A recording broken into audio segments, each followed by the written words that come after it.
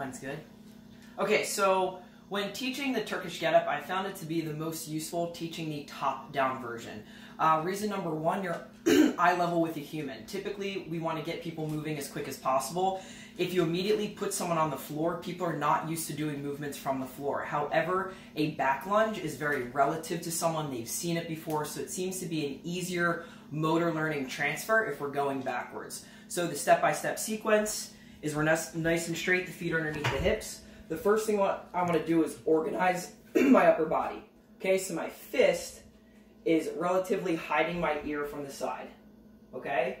So that's the first thing I want to do is establish this joint lockout. From there, I'm going to back lunge. So what that means is I'm going to take my back leg, I'm going to show this in a very slow form, I'm going to slide it till my knee touches the ground. In this position right now, I've got even weight distribution through my front leg and my back leg, and my arm is still completely straight. From here, you've got two options. Option one is the windshield wipe. I can shift so my hips now are at 90 degrees. So if I'm seeing it from here again, here, I'm going to shift, and this hip angle is going to tell me where I'm going to go with my weight. I take the palm of my hand, I physically push my hip back, and that creates the hinge pattern. Okay, I like to keep my hand no more than a handprint away from the knee for correct shoulder stability. Again, so we're here, windshield wipe, take the palm of the hand, push the hip back, and right now I should have even weight between my left hand, my right knee, my left hand, my left knee, my right foot, and there's a beautiful 90-degree angle. We don't want to move unless that's there. From here, my weight is in my right foot and my left hand.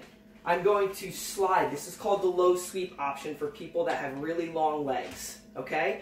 I extend my leg out. From there, I'm going to turn my shoulder down. And again, right now, my hips are open. My heels are outside my glutes.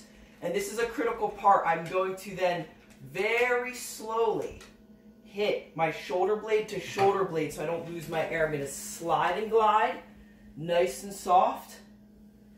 So we're at the bottom of the Turkish Get Up position. I don't like teaching the Turkish Get Up from the bottom because immediately when you put someone on the floor, I believe you rob away a lot of their movement. And you're treating them like they're broken, and it feels very clinical when I'm on the floor. It's why we can teach this position, we can trick it into the movement, and from here I start the position with a glute roll. So I'm going to roll my glute across to my shoulder. I'm going to push, and then I'm going to row my arm.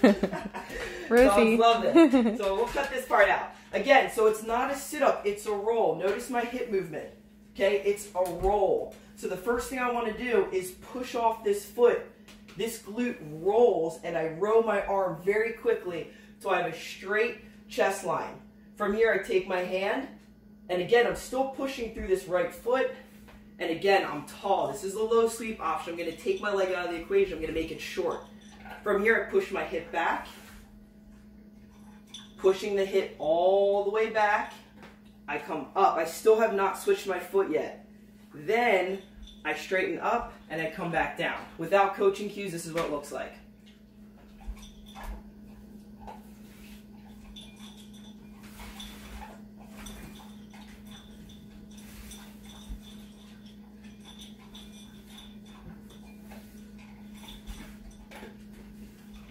That would be teaching it from the top-down version.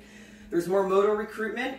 It's more relative to gen population, which is the people that we're working with, and it's going to get them moving. So we want to do 2 minutes on the right, 2 minutes on the left, with a 60 to 120 second break in between.